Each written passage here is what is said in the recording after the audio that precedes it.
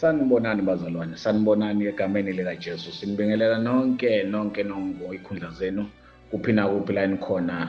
Ubaba uNtuli onibingelelayo from eMandlanzini, Richards Bay, from the New Creation International Ministry, izidalwa ezintsha. Hallelujah, to God be glory. Idalwa ezintsha bazalwane, lokho sikushiso ukuthi sinale qholo, siyazi ukuthi i-new covenant bazalwane is all about knowledge. New covenant is all about knowledge. If you don't know your identity, if you don't know into okuyo, and uzoba senkingeni. Senziwa ukuthi-ke siyazi ukuthi uJesu usenzeleni bazalwane. All the promises of God are yes and amen. They are all in Christ and are fulfilled in Christ. This is what Brother Paul will say ebandleni laseKorinte bazalwane. Hallelujah. So we know our identity. We are redeemed, sanctified, sinless.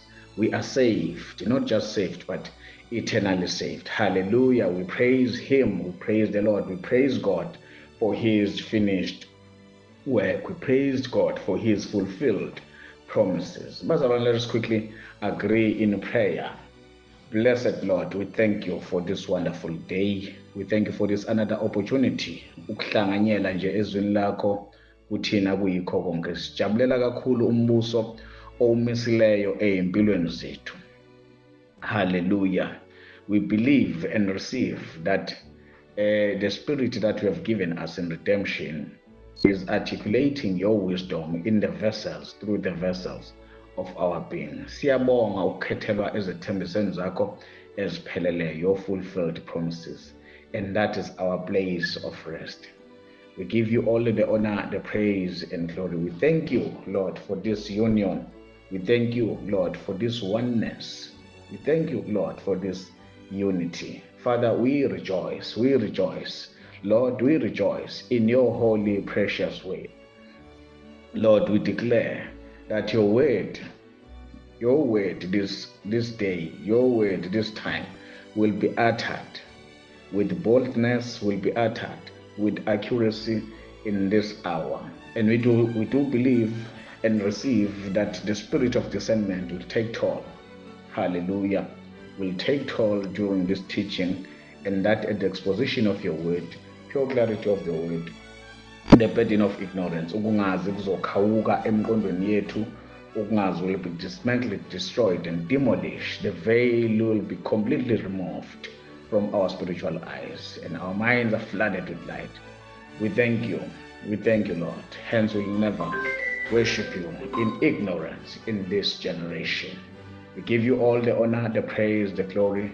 Egameni likaJesu. You deserve it, Lord. Hallelujah. Amen. Bazalwane, let us continue. Let us continue with our study. Study lesi senze Wednesday bazalwane. Uphathi bani konje lo? Study esisenze Wednesday. Study esisenze Wednesday bazalwane. Uphathi number 70. Part number 75. To God be glory. That is part number 75. Hallelujah. Let us do a little bit of housekeeping on part number 75, the finished work of Christ, part number 84, or the battle of Gog and Magog, because the finished work of Christ is associated with the battle of Gog and Magog. Umsebenzi opheleleyo wenkosi yethu Jesu umayelana laphaya wenzeke ekupheleni noma ekufinalizweni kwempi kaGog noMagog. Hallelujah, to God be glory. As I was saying bazalwane, it's still gonna be lit, exciting and explosive. We praise him for that bazalwane. Usazoba mnandi, basho njalo abajayiva, usazoba mnandi kusangenzeka noma yini. Hallelujah, hallelujah, to God be glory. Still gonna be lit, exciting and explosive. Hallelujah, to God be glory. This is what we are looking towards to every week, every Sunday, every Wednesday. Every week, every Sunday is not the Sunday, is not the Wednesday kithina if singabanga nale class. Yabona nje iviki alipheli uma ngabe we did not have the class. So lento, it has become a part of our life. It has become our lifestyle ukuthi every Sunday 1700 we must have the class. Every Wednesday past 6, 1800 hours we must have the class, because masingabanga neclass bazalwane nathi azizizwa kahle.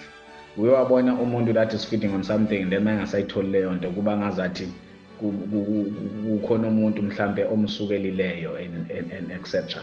Bazalwane ke last week Sunday besingekho sisempumalanga, but we praise him, we praise God for this, ukuthi last Sunday nakuba besingekho sikwazile ukujoin iclass lapho besikhona, and we had a very beautiful topic ebesinayo ethi ke being rooted in Christ, yabona ukuba seyimpandeni zika Kristu.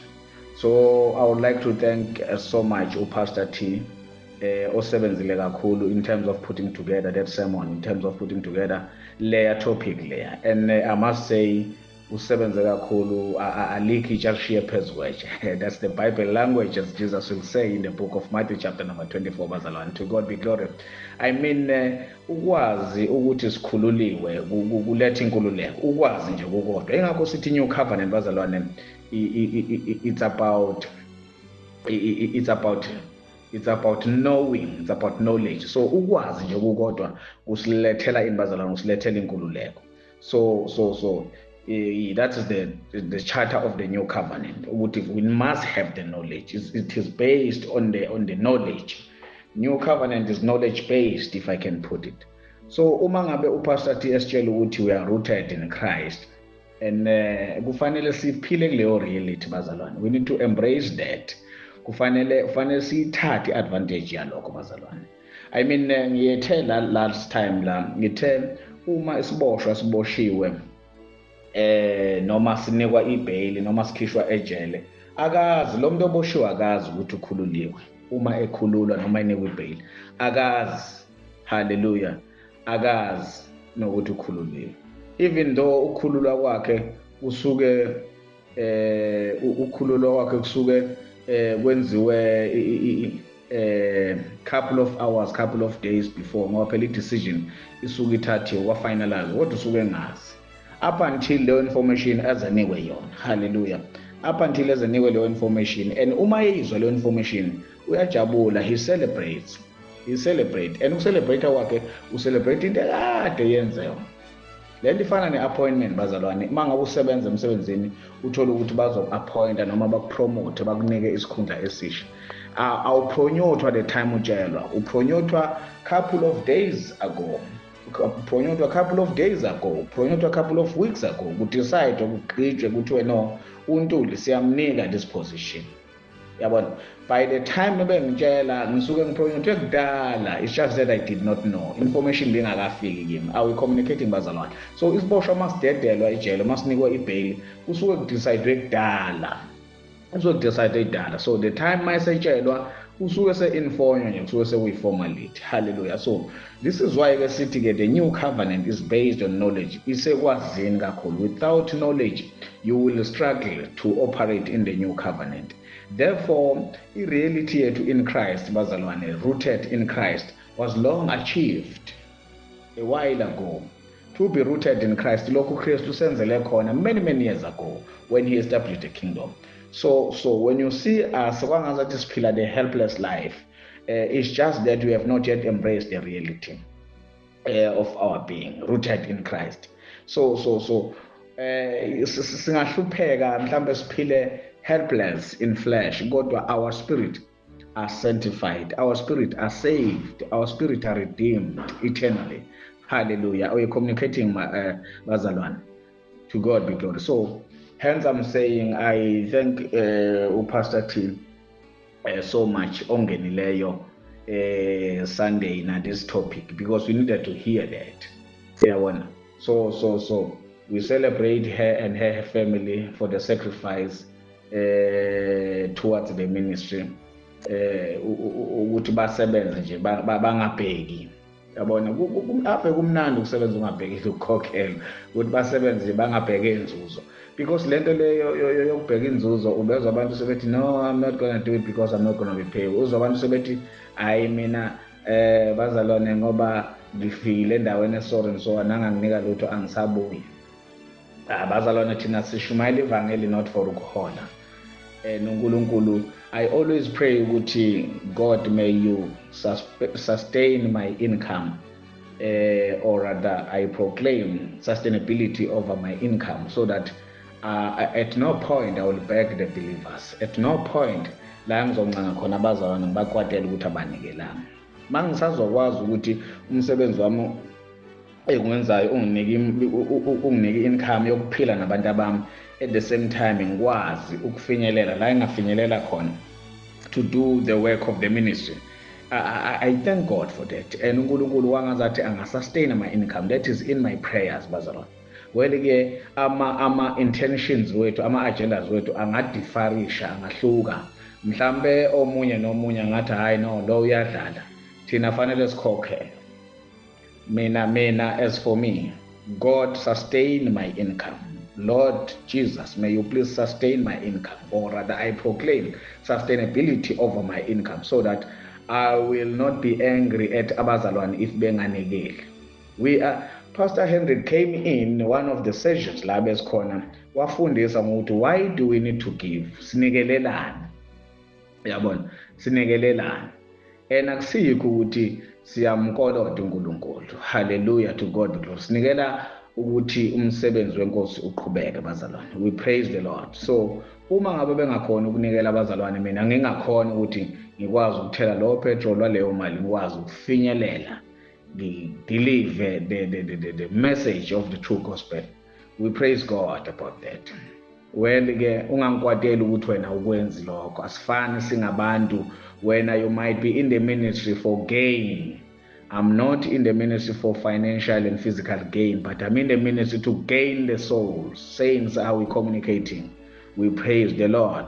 So siyabonga kakhulu Pastor T, my sister from all the way Evander, for coming in with that beautiful, powerful topic ongene nayo on Sunday.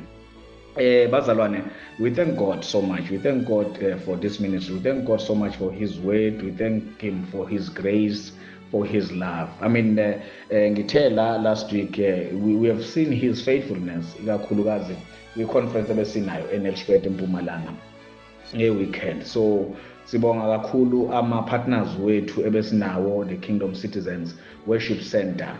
Basiphathe kahle kakhulu labazalwane, siyabathanda. Besingonkulunkulu balesikhathi. Hallelujah, to God be glory. Siyabathanda, basitshengise bazalwane hospitality enhle ngendlela eyisimanga. So but ke more than anything else, my word of gratitude iya laphaya kuma co-founders New Creation International Ministry, or as well as the Revelation of Jesus Christ group, or the Revelation of Jesus Christ Bible Study, for being there with us in the conference to support the distribution of God's grace to the people of Nelspruit. Indawo ke lapha bathe kusephakane, to God be glory. So lama co-founders New Creation International Ministry ne Revelation of Jesus Christ Bible Study, okuyiyona esithathe yasibeka lapha. I'm talking about my bishops and their families, Baba Dlamini, Nomake Dlamini, sengikhuluma iSiswati bazalwane. Ukuhlala endaweni eyodwa 1 to 2 weeks is not a play.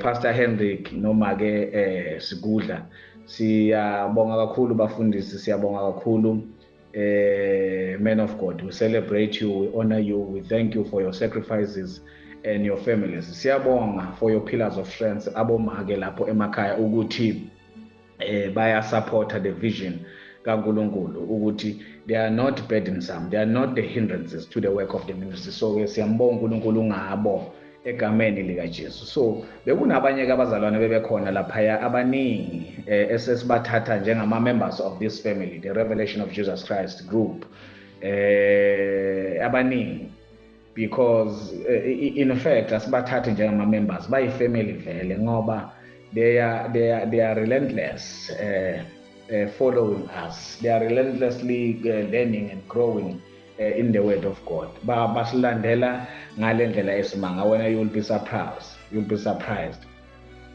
Manje mangabe bezwa ukuthi sikhona eNelspruit ngale weekend endlule, bathe nje angeke simise this opportunity yokuhlangana nalabantu abaphethe izinto ezingaka. Hallelujah.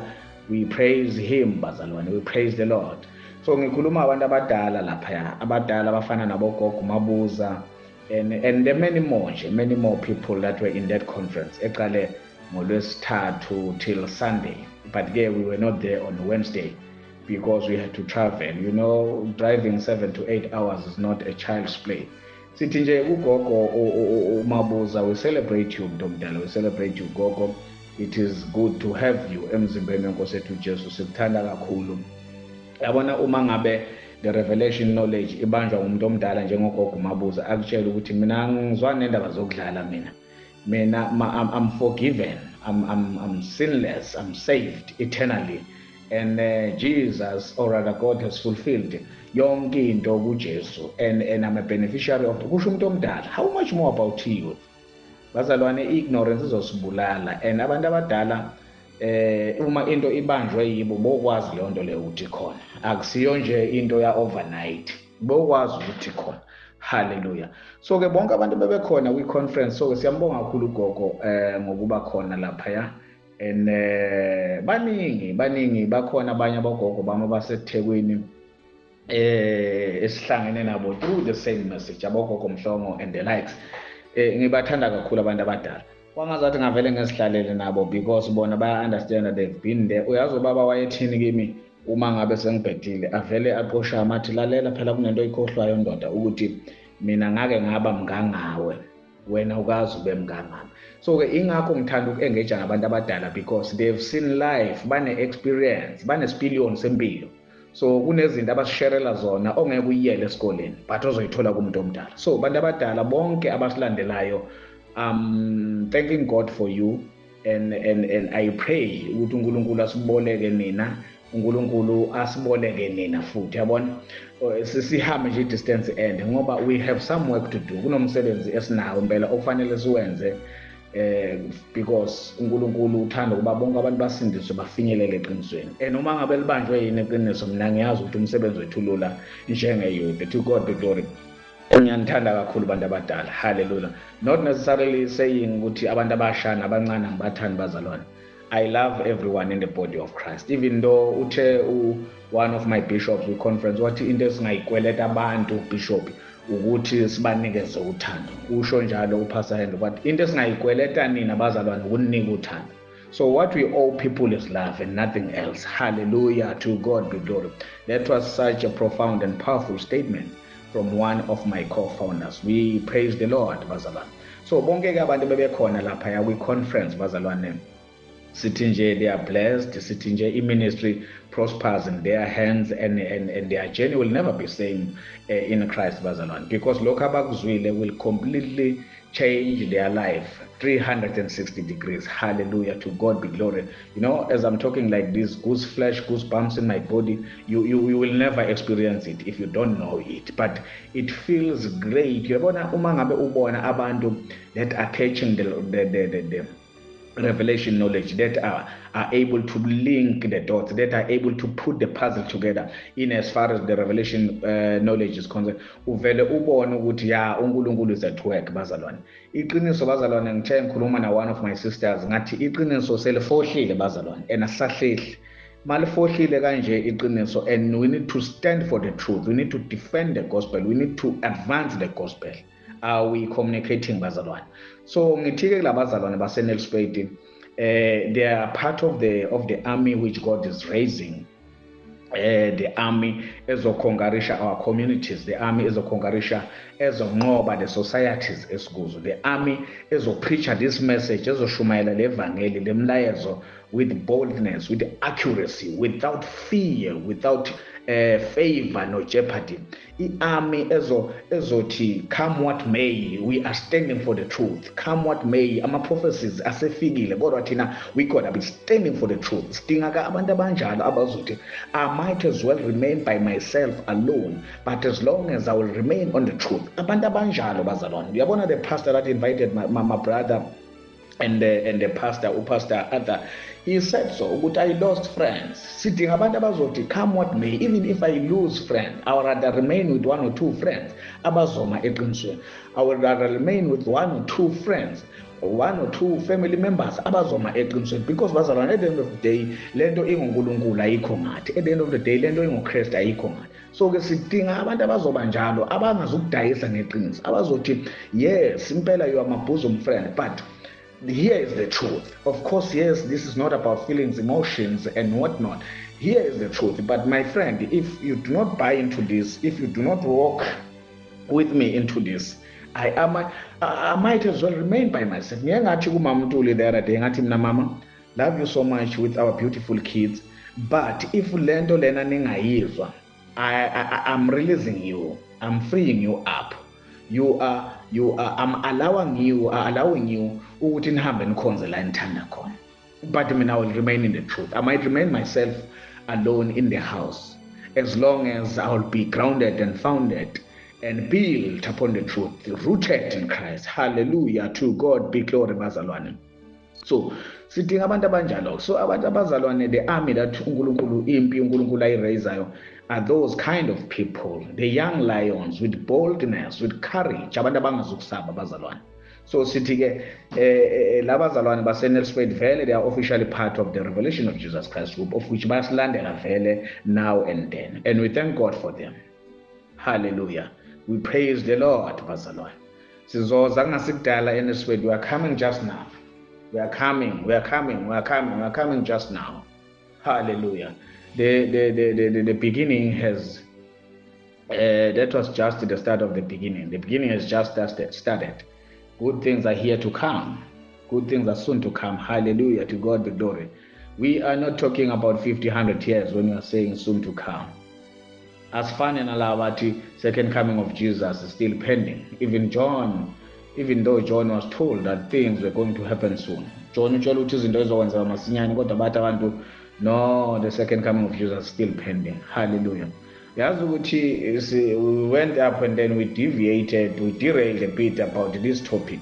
Because abantu bathi the book of Revelation was written in 1895. Tina City, fulfillment of things were all in 1870. Hallelujah. They are shifting the goalpost.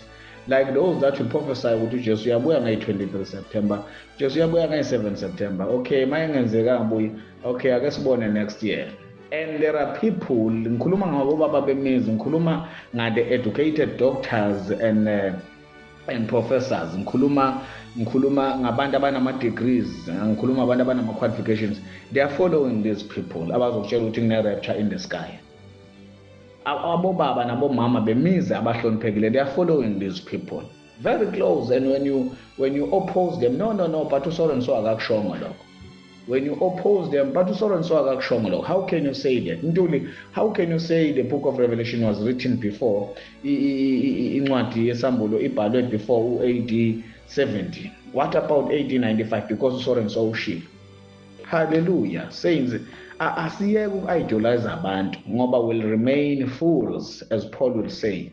Fool is not an insult, but fool is someone that cannot link the dots. That's the Bible language, Bible term, by the way. Someone that cannot link the dots scripturally. Someone that will take anything that I'm feeding him on the pulpit without necessarily cross-checking the scripture. Asi-cross-check, asi-examine, asihlolisise imbalo bazalwane. Singakhulumi into esizwa.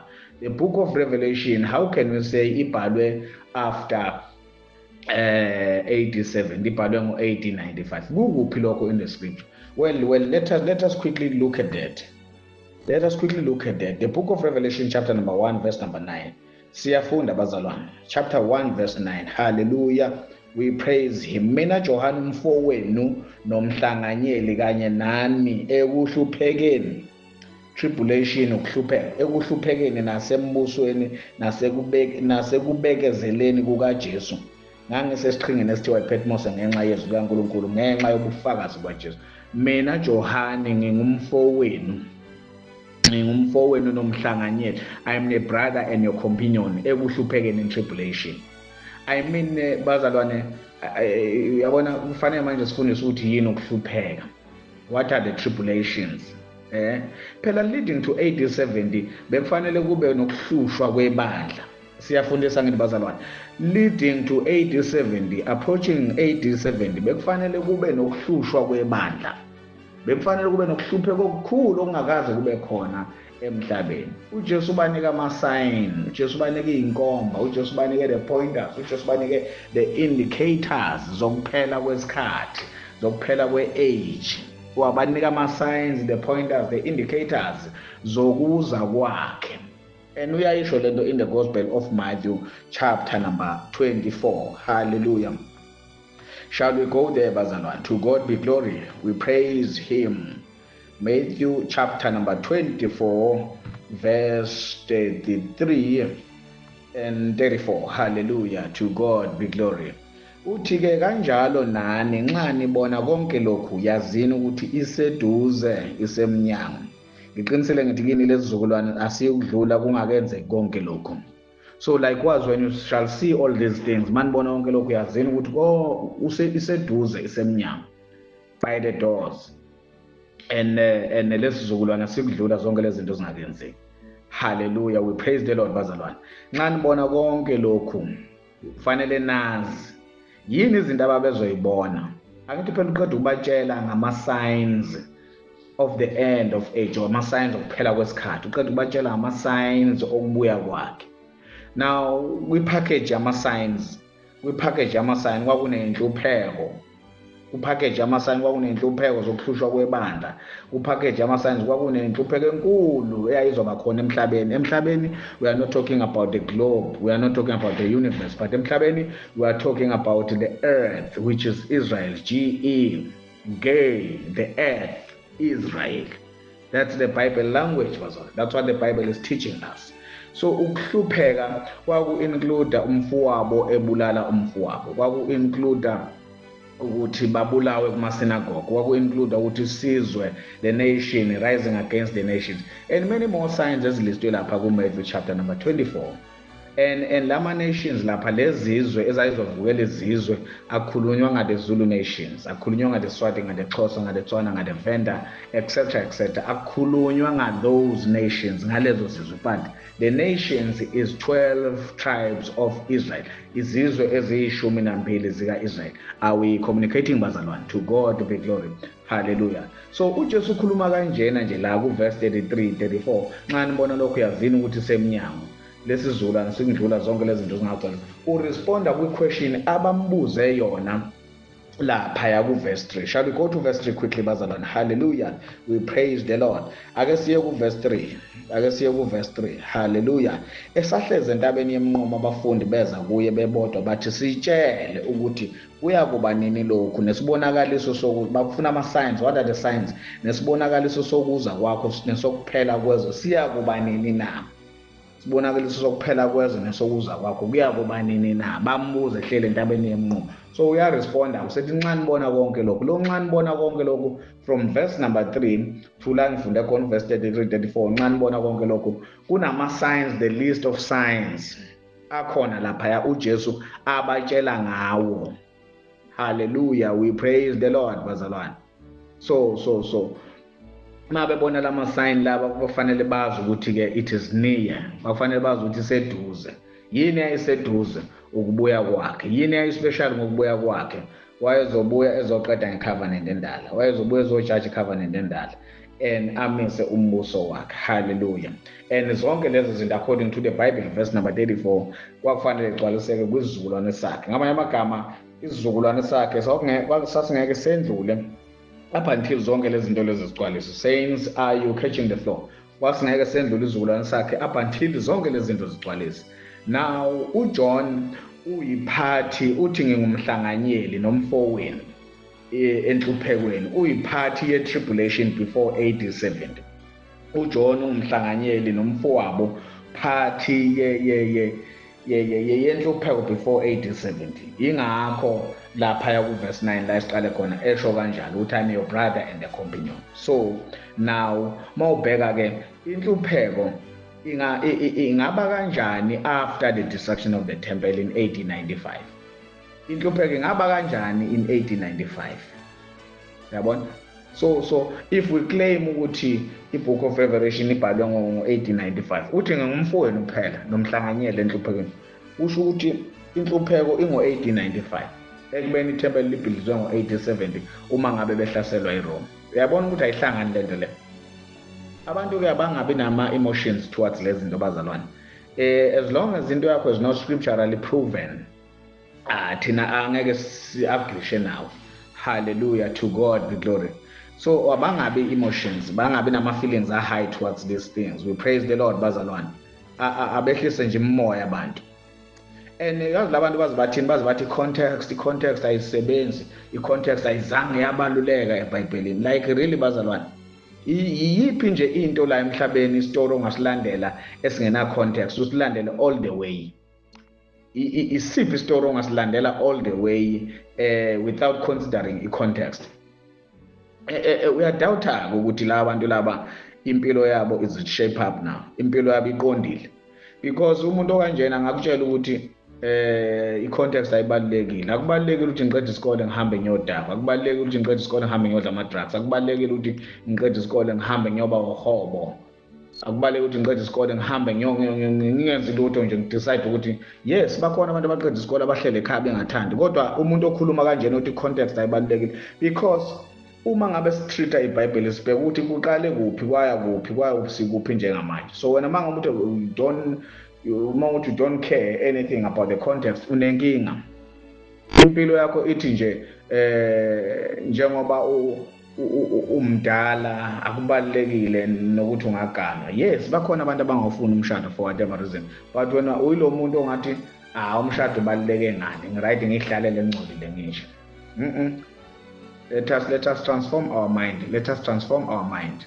Hallelujah. So abantu abathi context ayibalulekile eBhayibhelini, ama-issues in their lives, I doubt ukuthi they are being taken care of. I doubt. Sithe into edala inkinga kakhulu, abantu they have left too early. They have left too early. What do we mean? Sithi they are half-baked. What do we mean ngalokho? Sithi they don't have the spirit of learning and disciple. Base bajaha ukuyoshumayela abantu. Yabona? So now lento ithini ke? Wonke umuntu ujahe lapho. Ufika lalela lokho akulalela kwi-pulpit yakhe azamfeva umuntu athi man of God this, man of God that. Alale lokho at the sacrifice of the truth. Ebese yahamba ejaha uyoshumayela. And my challenge ebese vele sicasukela. Hallelujah, to God be glory. So in terms of inhlupheko, uJona ayekuzo njengoba ebhala kuRevelation 1:9, in terms of lezo inhlupheko, uJesu uthi immediately after the tribulation of those days, emva kwalezo inhlupheko niyobona uPaul indodana yomuntu ezulwini, niyobona ilanga will be darkened, moon, inyanga ayikunikeza ukukhanya, the stars will fall from heaven. Hallelujah. So now fanele sifundise ukuthi what is the meaning of immediately after that? What is immediately after that? Kepha masinyane emva kosizi lwalezo zinsuku zenhlupheko ilanga kuyofiphazwa. What is the meaning of masinyane? During the time of writing, masinyane is still masinyane even today, bazalwane. Can't be saints. Hallelujah. Are you with me? Hallelujah.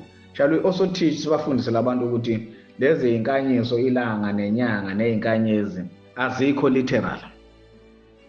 And how do we drag lento lena yokuthi masinyane siyilethe ku-2025 ekubeni kubhalwe over 2000 years ago? Masinyane simlethe 2025 zobe justify bethi no isikhathi sangale ezulwini asicorresponde nesangapha nje. Ngithi mina mangabe bhala uJohn over 2000 years ago ethi masinyane emva kwalezo insuku, usho uJesu in the book of Matthew, namanje kusewumasinyane emva kwalezo insuku. Ngiyaye ngithi ke asifakeni our thinking caps, asithwaleni igqoko zokucabanga if sikhona isigqoko sokucabanga. We praise the Lord bazalwane. Lezi inkanyiso zezulu lapha ilanga nenyanga nezinkanya azikho literal. Sakuchazile lokho kakhulu in this series. So mawusuka kuGenesis 1:1 uya kuRevelation 22, the Bible is metaphoric bazalwane. The Bible is metaphoric, the Bible is parabolic. Ifenqo nezaga nezisho iBhayibheli ebhale ngazo and full of figures of speech. So asikwazi ukulifunda plainly iBhayibheli. Saints, are you with me? Asikwazi ukulifunda plainly. In other words, umqondo wobungane must approach iBhayibheli silifunda awudingeki, is not allowed. It's not allowed. And also fanele sikunote la ukuthi for the fact ukuthi lento lena sesiyenza isikhathi eside, it doesn't make it right. It does not make it right. But I'm glad as you are the religious follower of our study, of our teachings ukuthi uyazi manje ukuthi ilanga nenyanga nezinkanyezi kusho ukuthini. Hallelujah. Let us continue bazalwane. Previously sibhekile ke summarize incwadi kaEaster previously. Lapho esithe khona impi kaGog noMagog yagcwaliswa partly, it was part-filled, and yagcwaliswa fulfilled to the uttermost in the Revelation. So sibheke the four main characters, ama-role players awu-4 lapha adlala iscript encwadini kaEaster. Sithe u-Ahasuerus, u-Ashveroshi opicturisha uNkulunkulu, Ahasuerus, Ashveroshi opicturisha uNkulunkulu, uMordecai opicturisha uChrist, u-Esther noma u-Esther opicturisha ibandla. Hallelujah, to God be glory. Bese kuba uHaman opicturisha the old covenant apostate priesthood or leadership, uHaman. Sithi uMordecai ukhulisa u-Esther eyintandane u-Esther uyintandane ukhuliswa umza wakhe uMordecai. Ngamanye amagama lento mangabe sithi uMordecai urepresent uJesu, uEsther urepresent ibandla. uJesu uthi kuma-disciple akhe angeke nginishiye nezintandane, angeke nginishiye ni-comfortless, bereaved and helpless. So uJesu lo egcwalisa into ebeyenziwa uHaman enza uMordecai beno-Esther. Hallelujah, to God be glory. So uMordecai uyala noma ubonisa uEsther ukuthi afihle i-identity yakhe yokuba yiJuda. Umyala to hide her Jewish identity. Now uma ngabe hide lento yazithini ithi-ke now the church is not helpless, the church is not comfortless, the church is not in an orphan stage at the establishment of the covenant. Ngamanye amagama ubu-helplessness bebandla mabukhona, i-comfortless yebandla mayikhona, ubu-orphanage bebandla mabukhona, ubu-orphan bebandla mabukhona, buhayidiwe. Hallelujah, to God be glory. Buhayidiwe njengoba uMordecai etshele uEsther ukufihla i-identity yakhe. Buhayidwe yini? Buhayidwe ngokuthi manje from the orphanage, from being orphan ibandla, now seliwumakoti wewundlu, uEsther uqueen now wenkosi. Hallelujah, siyafundisa bazalwane. U-Ahasuerus, u-Ashveroshi upromota uHaman okuwuNkulunkulu lo egcoba all the old covenant apostate leadership. Are we communicating bazalwane? uNkulunkulu egcoba all the old covenant apostate leadership. Now i-old covenant apostate leadership yakwa-Israyeli i-abuse the authority anywhere yona. Yabulala uJesu, yaze yabulala nebandla ngo-AD 70. So as uHaman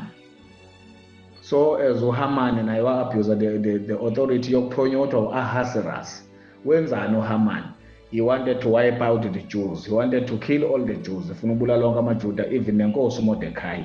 Liri-ke iBhayibheli into eyenzeka kuye wagcina ehengwa esihlahleni ayesilungiselele yena ukuthi uzohenga kuso uMordecai, kodwa kwagcina sekuhengwa yena. Hallelujah, to God be glory.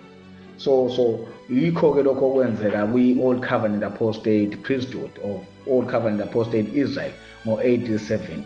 Hallelujah, ngoba bagcina nabo bebulawa, bedestroywa yi-Rome just because they had the evil plot against the church ngo-AD 70. Uthi uPaul encwadini yaseKorinte uthi uma ngabe ababusi balomhlaba bebazi babengeke bayi-crucify the Lord of glory, the princes of this world. If they knew, they wouldn't have crucified the Lord of glory. Ngamanye amagama ababusi balomhlaba kufanele sifunde sithi ababusi baloya mhlaba ngoba that world is no longer this world. Hallelujah, niyangilandela bazalwane. Uke wathi usisi wami kuyefundisa kwenye yama-clips omunye, one of my sisters, wathi very important to follow, to take note of the audience okukhulunywa nayo. Ababusi balomhlaba akusibo labo uPaul akhuluma ngabo laphaya, ababusi balomhlaba. Ngoba mina mangithi ababusi balomhlaba mhlawumbe uzocabanga ngoTrump. Ingakho nizobona i-second trumpet ku-Trump. Ingakho nizobona ingabi last trumpet ku-Trump. No, uTrump usephathwa kwesibili and then the end is near. No. Don't put your worldly experience into the scripture. No, it's not like that. Hallelujah. Ababusi balomhlaba ababusi bangalesi sikhathi. If they knew, uma bebazi bengafanele babulale inkosi. Manje uTrump umbulale nini uJesu mangabona usuthatha uTrump uzomfaka eBhayibhelini? When did Trump kill Jesus? Are we communicating bazalwane? We praise the Lord. So uma ngabe uHamani naye ubazi, uma ngabe uHamani wayazi, wayengeka plan ukubulala amaJuda noMordekhai. Wayengeka plan. Hallelujah. Wayengeka plan ngoba egcineni kwagcina kubulawa yena, kwagcina kuhangwa yena on the gallows day. We praise the Lord bazalwane. Uyabona ukuthi iBhayibheli consistent kanjani? Uyabona ukuthi iBhayibheli it's so simple kanjani and consistent. Hallelujah, to God be glory. Are you still following? We praise him. We praise him. Uma ngabe the old covenant apostate Israel bebazi kwakungafanele bembulala uJesu, kwakungafanele bebulala the believers in 80-70. Njengoba ngisho ukuthi kwagcina kuphetha ngokuthi yibo ababulawa yiRome. Now encwadini kaEsther ke iBhayibheli lisifundisa ukuthi lesihlahla sasilungiswa uHaman, the gallows ngesilungu, the gallows, uHaman esilungiselela ukuhanga khona uMordekhai lali 50 cubits. Yabona lalo 50 cubits. Konje yini ucubit excuse me bazalwane, konje yini ucubit ngesizulu? Ngicela ukuyibheka quickly. Hallelujah. It's not my mother tongue. It must be it must be Easter. It must be Easter 7:9. Alright, wayesethi uHaribona enye izinduna ezaziphambi kwenkosi ubheka umuthi okuphakama kwawo kuyizingalo ezingama-50. Okay, ingalo nje engama-50, 50 cubits, ingalo ezingama-50. So uHamani kuprepare lo muthi oyizingalo ezingama-50, 50 cubits high. Yabona manje ke biblically uma ngabe uzocrucify uzonqamleza umuntu emthini that is 50 cubits high is a high form of putting someone ehlazweni. That is high form ukuhlambalaza umuntu othile. Is high form indlela ukuhlambalaza umuntu othile umnekela izwe. Hallelujah. Kodwa ke mawuchecka encwadini yabaseFilipi siyatshelwa la ukuthi uJesu wazithoba, wazehlisa up until ekufeni kwesiphambano. Wahlonipha, walalela, wazithoba up until ekufeni kwesiphambano. He obeyed till the shame. Yabona, because lo muthi oyingalo engama-50 uHaman wayefuna ukuhlambalaza uMordekhai, amhlambalaze nje dismally public kubona wonke umuntu. Hallelujah, to God be glory. So isiphambano kwakuyihlazo. Mawusesiphambanweni, mawusehlazweni elikhulu, uttermost disgraced, uttermost shame mawusesiphambanweni. Mangabe ulaphaya, you were embarrassed dismally esiphambanweni. Mangabe ulaphaya, ngamanye amagama ihlazo, you were put on the naked shame. Mangabe sikhona izinto kanjani, ihlazo lalibonwa yiwo wonke umuntu. When you were there, you became the curse. You became the curse yourself. Hallelujah, to God be glory. We praise him bazalwane. Nisekhona kodwa classini? Are you still with me in the class? Ngifisa sibheke quickly the book of Hebrews chapter 6 verse number 6. Hallelujah.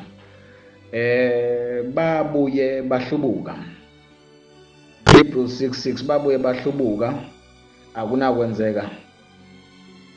Babuye bahlubuka, akunakwenzeka ukuba babuye bavuswe baphenduke lokhu sebezibethelela indodana kaNkulunkulu, beyibethela ngehlazo obala.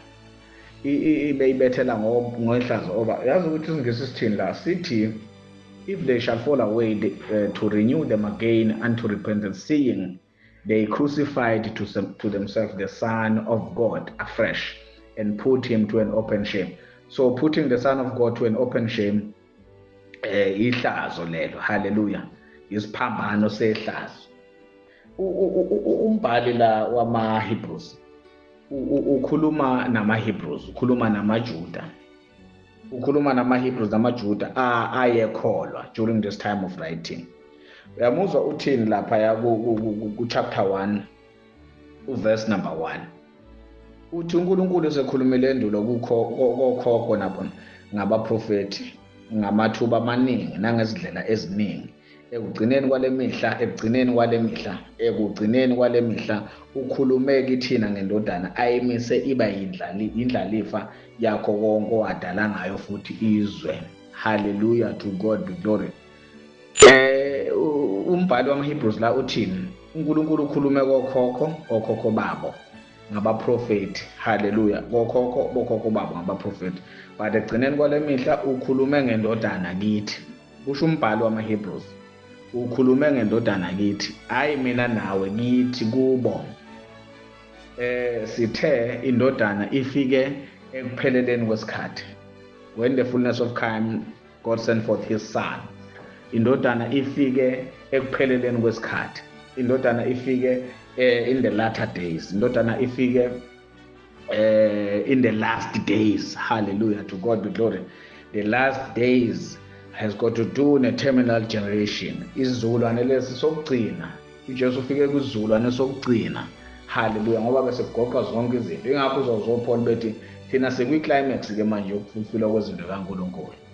The last days, njengoba siye sasho many a times, ibandla in 2025 alikho in the last days. Okay, uma ngabe ibandla ake sithi ke simbuku last days as in inzuku zokugcina ku-2025, konje uma ngabe kwi-covenant engapheliyo, the everlasting covenant, the forever covenant, lukhona yini usuku lokugcina lapho? Alukho. Hallelujah. So uNkulunkulu ukhulume kubona ekhathini zokugcina ngendodana. Ukhulume kanjani? Ukhulume ngendodana ngemisebenzi yakhe. Ukhulume ngendodana ngemisebenzi yakhe. Ukhulume kanjani ngemisebenzi yakhe indodana yakhe? Phela umsebenzi yakhe ilaw igcwaliswe indodana. So lesikhathi indodana igcwalisa, hallelujah, to God be glory. Are you with me? Lesikhathi indodana igcwalisa imisebenzi, lesikhathi indodana igcwalisa umthetho nabaprofeti, uNkulunkulu uyasebenza. uNkulunkulu ukhuluma kubo. We praise the Lord. Are you with me? Lesikhathi indodana is fulfilling the works of the law, is fulfilling the prophecy of the prophets, uNkulunkulu uyakhuluma kubo. Hallelujah. Ngamanye amagama, uthi uJesu, uma ngingenza umsebenzi kaBaba ngingakholwa, uma ngayigcwalisa umthetho nabaprofeti ngingakholwa. So ukukhuluma kaNkulunkulu is whereby Jesus egcwalisa umsebenzi. uJesu akawugcwalisa umsebenzi kaNkulunkulu namhlanje. Hallelujah. So awukwazi ukuthi in this last day uNkulunkulu ukhulume kuwo. uJesu akayigcwalisa imisebenzi kaNkulunkulu namhlanje, akayigcwalisa umthetho nabaprofeti namhlanje, kodwa wayigcwalisa. uNkulunkulu wakhuluma kubo. Khuluma kwaNkulunkulu, uJesu egcwalisa umsebenzi. Are we communicating? So ke yini ukubethela indodana yomuntu afresh? Yini ukubethela indodana yomuntu afresh? So njengoba esho uHebrews 6:6, so ukubethela indodana yomuntu afresh ukurenew ama-elements, urenew the rudiments, urenew the basic principles ze-law, ama-baptisms, ngokwesingisi ama-baptisms. So the author is saying this is to fall away. The author is saying this was to fall away. Amanye amagama ukweduka, amanye amagama ukuyekela okuyikho is to fall away. That is to go back to the basic principles. Ama-basic principle ilokho wakukhuluma ngoKristu. Basic principles of the doctrine of Christ ilokho wakukhuluma ngoKristu. Yini ama-basic principles? Is the law and the prophets. Yini ama-basic principles? Is the 7 Jewish feasts, of which those are the pillars, the law. So ubuyela kanjani ngokuthi uwenze lezi zinto ezilapha uzipractice. Sithele lezi zinto uma uzenza, they were practicing towards the day. Mase lifikile usuku kufanele beme bengabe besayenza leyo nto leyo. I-couple uma emshadweni iyo-practice. kodwa mase kufike usuku lomshado ayibisa practice focus emshadweni. After umshado ayibuyele kuma practices couple, kodwa after umshado iyaphi kwi-honeymoon. The church, I'm here to submit to you, to announce to you, the church in 2025 or the church after 80-70 is in honeymoon with God, the honeymoon that is everlasting. In that day you shall know I'm in the Father, you in me, and I knew. Ngalolu suku niyokwazi ukuthi ngekubaba nani kimi nami kini forever. Hallelujah, to God be glory. We praise the Lord, bazalwane. Ninami namhlanje. We praise him. We praise him. Hallelujah. Hebrews chapter number 5 verse number 12. The book of Hebrews chapter number 5 verse number 12. Ngokuba uma benifanele ukuba nibe ngabafundisi, uma kuya ngesikhathi nisadinga futhi ukuba kube khona onifundisa iziqalo zezifundo. This author is something else. Nisadinga futhi onifundisa iziqalo zezifundiso zamazwi kaNkulunkulu. Senaba ngabadinga ubisi kungesikho ukudla okuqinileyo. Hallelujah. To God be glory. We praise him, bazalwane. The author la uthi kulabo ababekholwa uthi senikholwa isikhathi eside, ngalesikhathi manje kufanele nibe ngabafundisi, kufanele niqale nifundise abanye the sound doctrine on the basis of the new covenant. Kodwa uthi nisezingane ndinga ubisi ngoba nikwazi ukudla okuqinile. Hallelujah, to God be glory. Nisezingane ndinga ubisi. Hallelujah. Nisadinga ukuthi kube khona onifundisa iziqalo zezifundiso zamazwi kaNkulunkulu. Senaba ngabadinga ubisi. Mina ngangicabanga ukuthi senikholile kodwa ngiyabona ukuthi ningabadinga ubisi. Hallelujah. We praise the Lord, bazalwane. So as long as usenza the basic principles of the elements of the law, usadla ubisi, you are the babe in Christ. Ile into ayishoyo la. Mangabe usapractice the principles, the law, the basic elements, the rudiments of the law, usadla ubisi, you are the baby in Christ. Ingakho ezosho something laphaya in the book of Corinthians ethi angininika ukudla okuqinile kodwa ngininika ubisi ngoba you are still babies. 1 Corinthians chapter number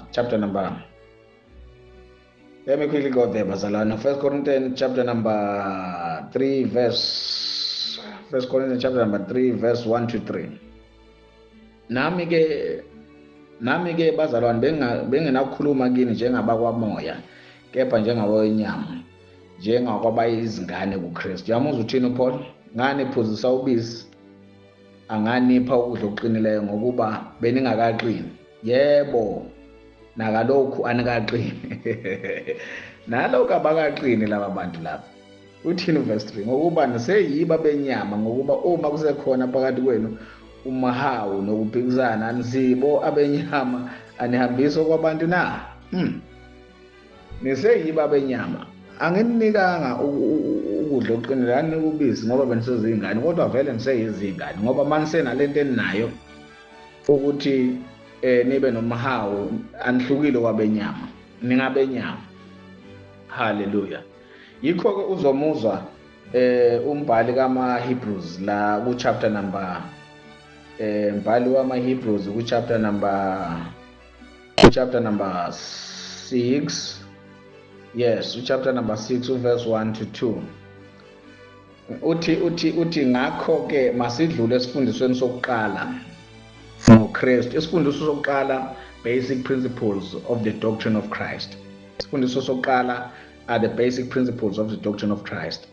Siqhubeke ngokupheleleyo singabuyi sibeke isisekelo sokuphenduka emisebenzini efileyo ngokukholwa uNkulunkulu, nesifundiso sombhabhadiso nokubeka izandla nokuvuka kwabafileyo nokwahlulelwa okuphakathi. Isifundiso sokuqala, basic principles ngoKristu, are the elements of the law, are the rudiments of the law. Uthi ke sizoba kwi-perfection, sizoba kokupheleleyo uma sesishiye isifundiso sokuqala. Uma sesiye kudla ubisi sizodla kokuqinileyo. Ngawe amagama kokupheleleyo, perfection in Christ is a new covenant, ukudla okuqinileyo. Ubisi are the rudiments, the elements of the law, imithetho nezimiso zawo, the rudiments and elements of the law. Uma usebhizi ngakho awukafiki kokupheleleyo. Hallelujah, to God be glory. Are you following me? So lokhu isifundiso sokuqala ama-elementary stuff. Elementary stuff yini? Elementary stuff njengokuthi nje uma ungadli inyama yami, uma ngadli igazi lami. Elementary stuff is bread and ribena. Let me be straight to the point. Umthendeleko, elementary stuff. Amanti is elementary stuff. Ama-signs, ama-elements, izinto ezayifundisa ngoKristu, isifundiso sokuqala engakafiki yena. Uma ngabe sefikile-ke now we need to move to perfection kokupheleleyo. Are we teaching bazalwane? So uthi-ke kwakuyilona kwakuyisifundiso lesi sekelo sokuphenduka from imisebenzi efileyo. Imisebenzi efileyo imisebenzi ye-law. So yonke lento lena babeyenza kwi-law was the doctrine about Christ. Kwakuyisifundiso ngoKristu, babefundiswa ngoKristu. Hallelujah, are you with me bazalwane? Teaching good. Babefundiswa ngoKristu. I-law is the basic principle about Christ, about the doctrine of Christ. Babefundiswa ngoKristu. Are we communicating bazalwane? Hence bekufanele-ke bakushiye lokho baye kwi-platform yokuba nokukholwa kuNkulunkulu. And i-platform yokuba nokukholwa kuNkulunkulu, that is perfection in Christ, okupheleleyo. So isifundiso sokuqala ngoKristu ama-baptisms in plural, not one baptism. Ama-baptisms, laying of hand, befundiswa ngokuthi awuyovuka ngelinye ilanga osekwenzeka-ke nokho, eternal judgment esiyenzeka-ke nayo. Hallelujah, to God be glory. Are you with me bazalwane today? We praise him. So zonke lezi zinto lezi zayi-communicatwa through the baptisms, through the convocations, through the elements, through the rehearsals, through the feast. Zonke lezi zinto lezi zayi-communicata lokho about isifundiso sikaKristu. Hallelujah. When the fullness of time has come, God sent forth. When the fullness of time of those rudiments of the law, elements of the law, baptisms of the law has come, God sent forth his son, born of a woman under the law. Hallelujah, to God be glory. We praise him. So uthi lapha ku chapter 6, falling away, bayeduka. So to fall away is whereby umuntu ezolindeleka ukuthi ngabe manje usedla ukudla okuqinile. Ayisho ukuthi uyikhulisa ingane so ulindele ukuthi manje umuntu ngabe udla ukudla okuqinile, udla ukudla okustrong. Afundisa abanye about the sound doctrine. However, umuntu usadla is still feeding on milk. Usadla ubisi. Uzwile ku chapter 5 futhi kuthiwa is still feeding on the milk. So mangabe-ke kanjalo lo muntu lo ubuyisa lezi yazinto lezi yanama elements, ubuyisa the baptisms, ubuyisa the rehearsals. Ikhapuli le epractice istep after umshado. Oh, hallelujah, to God be glory. Ikhapuli le epractice istep istep we honeymoon. Ubuyisa izinto kanjalo uthi mina no angidlulanga ubisi ngifuna ukudla ubisi. Hallelujah. And that is to crucify the Son of Man afresh bazalwane, to an open shame. Isho njalo incwadi yama-Hebrews. That is to crucify the Son of Man to an open shame. Ukubuyisela indodana yomuntu ehlazweni. Kuyihlazo-ke bazalwane ukubuyisela uJesu ohlazweni, ngoba uma ubuyisela uJesu esiphambanweni esiyihlazo, ngoba uma ukwenza lokho ngamanye amagama uphikisa umsebenzi opheleleyo wenkosi yethu uJesu. Omunye uthe kimi, no, but you are too spiritual. Saints, the new covenant, number 1, ngifuna ukusho izinto eziwu-2 nge-new covenant. The new covenant is spiritual. The new covenant is spiritual. The new covenant is on the basis of knowledge. If you don't know these things, you will miss the reality of the new covenant.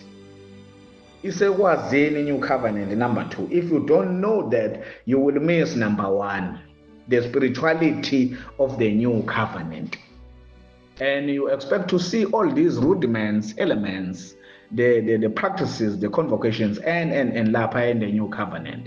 Ekubeni uJesu eshilo wathi my kingdom cometh not by umbuso wami awuzi ngokubonwa. Awuzi ngokubonwa, noma sebethi nankuya uzofika ngo-23 September, awuzi ngoba ukuwe.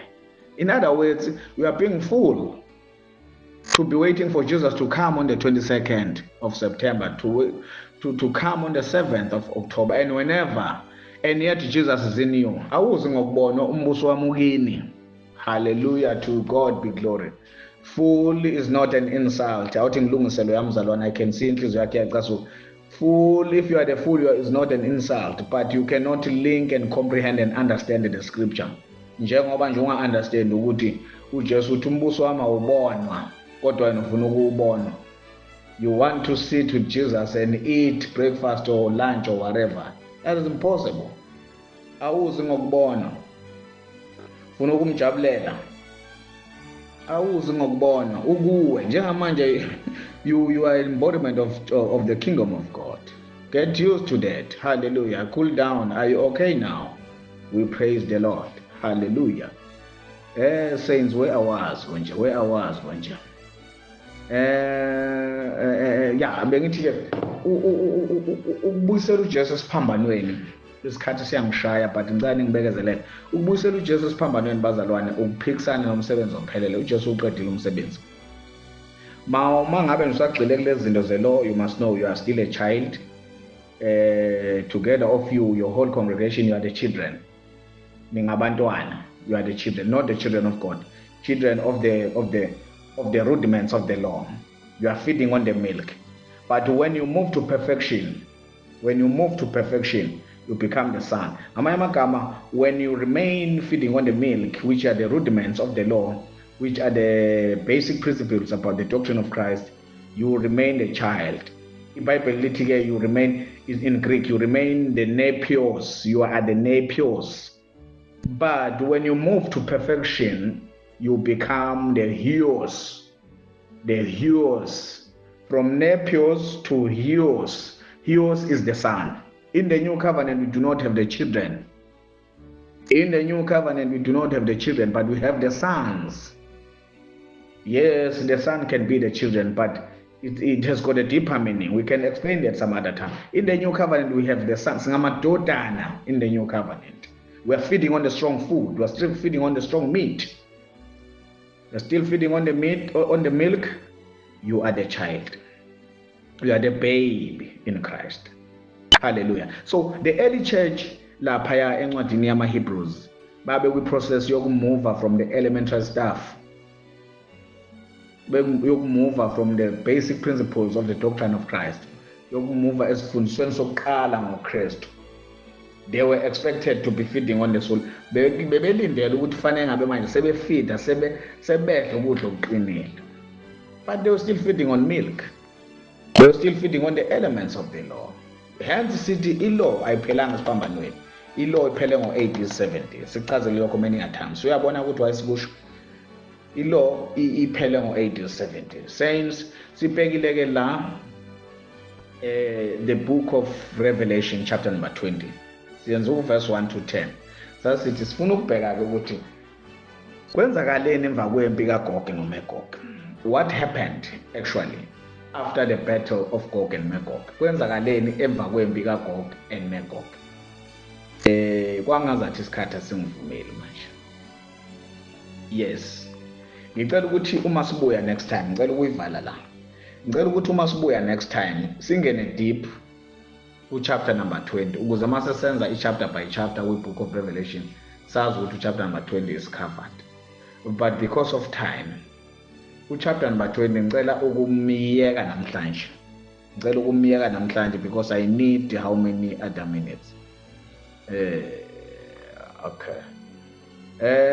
Will you give me mhlambe 2-3 minutes?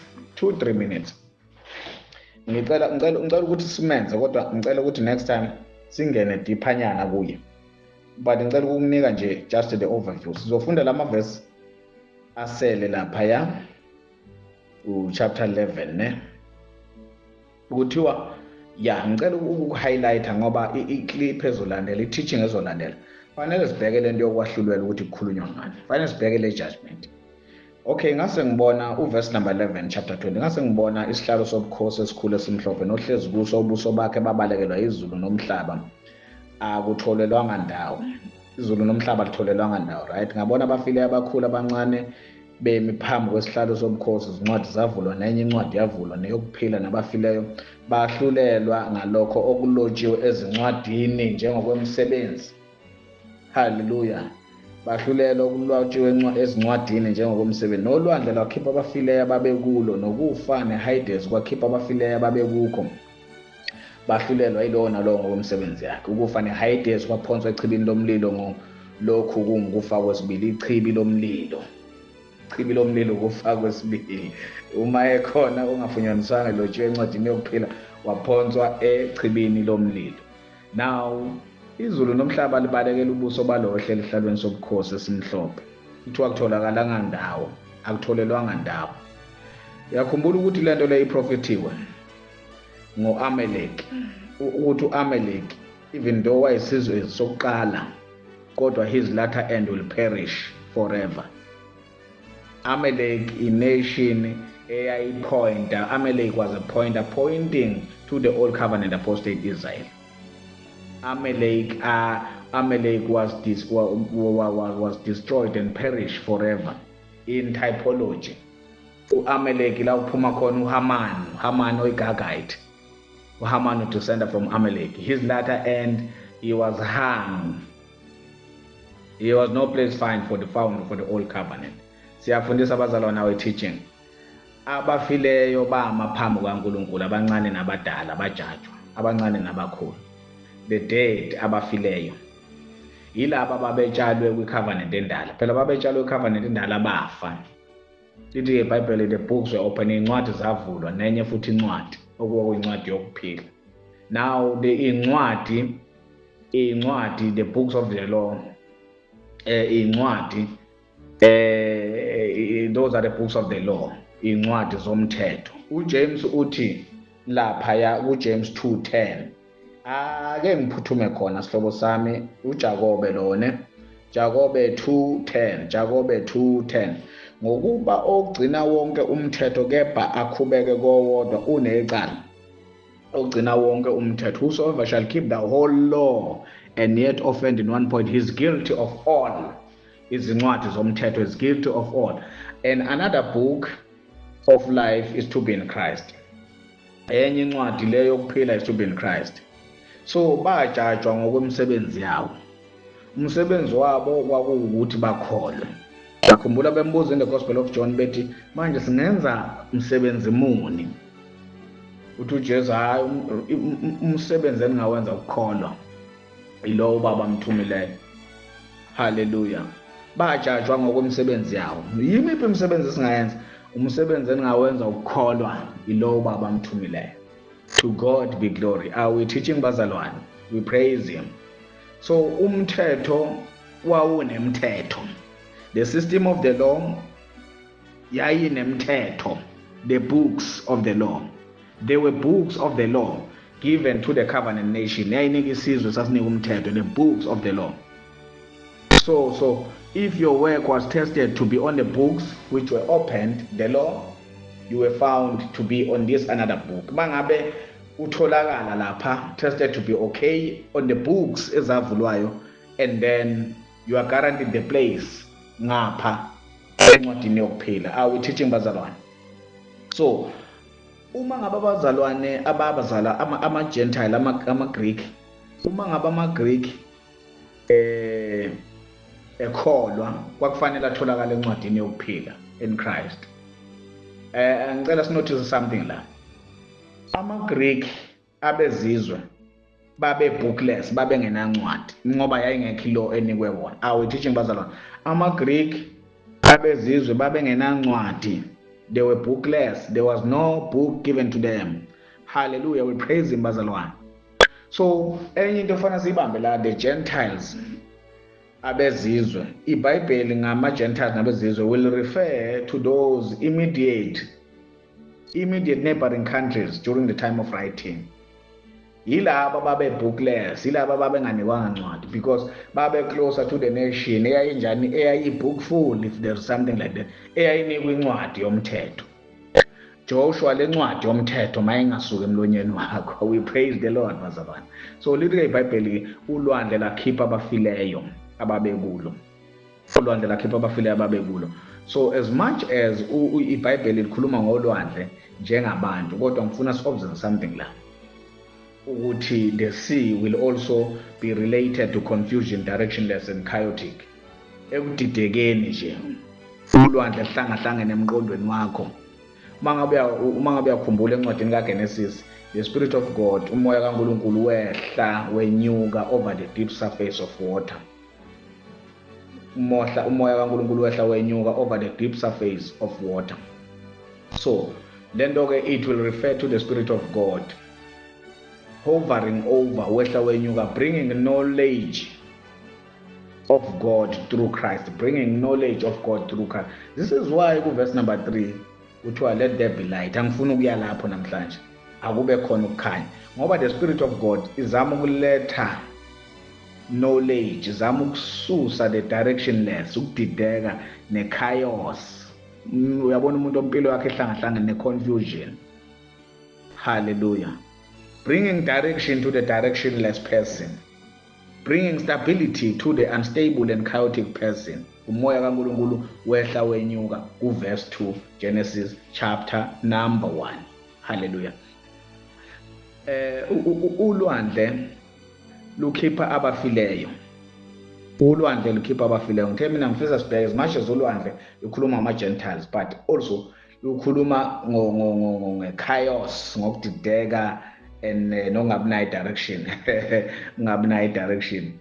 I'm laughing because kuthiwa uma sishumayela kanjena we are directionless. We are labeled being directionless. Asina direction, asazi noma liyaphuma noma lishonaphi. That is our new name as the new creation, international ministry, abantu abashumayela leqiniso. Oh, these guys, usho laba bontuli ba directionless ontuli. They don't have directions. Bayabamba bayeyeka. Like really, examine yourself. You must get your house in order first before you can make your such statements. Hallelujah, to God be glory. I pray that the revelation knowledge will hit your heart and then we'll sing the same song in future. Hallelujah, to God be glory. Now ulwandle lukhipha abamile, kusho ukuthi ulwandle lukhipha abafileyo, kusho ukuthi i-chaos, kusho ukuthi i-confusion, kusho ukuthi ukuba directionless, kuphelelwa, it is losing grip on the dead. It's losing grip on the dead. Kuthiwa-ke ukufa ne-Hades kwadedela abafileyo. Hallelujah.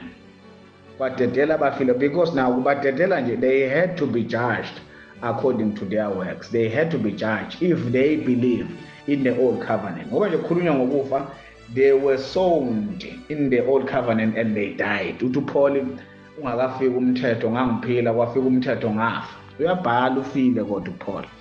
Verse number 14 la ku chapter 20, uma ngabe ukufa nesihogo sekudedela abafileyo, lire iBhayibheli sebejajiwe baphonswa emlilweni wechili lesibabuli, okungikufa kwesibili. Hallelujah, to God be glory. Okungikufa kwesibili, like we said last time, ukufa kokuqala ilesikhathi betshalwa kwi-covenant endala, ilesikhathi they were born into the old covenant. Ingakho uJesu ekhuluma noNicodemus, you must be born again. Ukuze ubone umbuso wezulu, you must be born again. Are we making sense, bazalwane? Yes, I can hear myself. We are making sense. Bafa uma ngabe bengena kwi-covenant endala, because the covenant endala kwakuyi-ministry of death. Now uthi uJesu kuNicodemus, fanele uzalwe kabusha. You must be born for the second time for you to see the kingdom of God. Zalwa kabusha ukuze ubone umbuso wezulu. Hence sithe the believer or someone ozokholwa manje, you are not born again, but you are born of God. You are born of the word, of the incorruptible seed from above. Uzelwe uNkulunkulu ngembewu engaboni. Awuzelwe kabili ngoba yikho icovenant wakwangena kuyo. Hallelujah. Sithi-ke ukufa kwesibili lokhu okuphonswa khona ukufa nesihogo. uJohn uthi la ku verse 6 khona la ku chapter 20, uthi ubusisiwe lowo owabalwa ekuvukeni kokuqala, ngoba ukufa kwesibili akunamandla. Hallelujah. Uverse 14 noverse 11 ba-parallel bazalwane. Uverse 14 noverse 11 ba-parallel. Ngabona ohleli esihlalweni esimhlophe obalekelwe izulu nomhlaba, ubuso bakhe bubalekelwe izulu nomhlaba, akutholakalanga ndawo. In fact, ukufa okwadeliver up okwadedela ukufa was the old covenant. Death and Hades okwadedela abafileyo was the old covenant. The second death was for everyone ongatholakalanga encwadini yokuphila. Hallelujah. The Jews, they were expected to be found on the books of life. The books of life is the law. AmaJuda were expected to be found on the books of life. The books of life was the law. And then Mabetolwa from the books of life, they were guaranteed the place in another book, the book of life. They were to be found from the books of law, which was the guarantee ukuthi bazotholakala in the book of life, which is another book. The books were open in another book. Are we communicating, bazalwane? So ama-Gentiles njengoba nje aye-bookless le judgment yenzeka, kwakufanele batholakale in the book of life uma ngabe babekholiwe. They were bookless, they were not given a book. Kwakufanele batholakale in the book of life uma ngabe babekholiwe. Sitheke ulwandle lwakhipha abafileyo. I-confusion le, i-chaos, i-directionless, losing grip kulabo ababe kwi-bondage ye-ignorance. Hallelujah, to God be glory. Father, we thank you namanje egameni lika Jesu. We thank you for the understanding of the revelation knowledge by the foundational apostle. We thank you ukuthi this is influencing our lives, impacting our world view. Hence, we'll never worship you, Lord, in ignorance in this hour, in this generation. We'll never worship you, Lord, in fear. We thank you that your word is articulated with mighty clarity through the vessels of our being. I speak life, I speak prosperity, I speak success to the lives of the people under the sound of my voice, because it is proven, Baba wethu Ingcwele, ukuthi at the sound teaching and the comprehension of your word, we have life abundant. So namanje we proclaim that, we claim that egameni lika Jesu.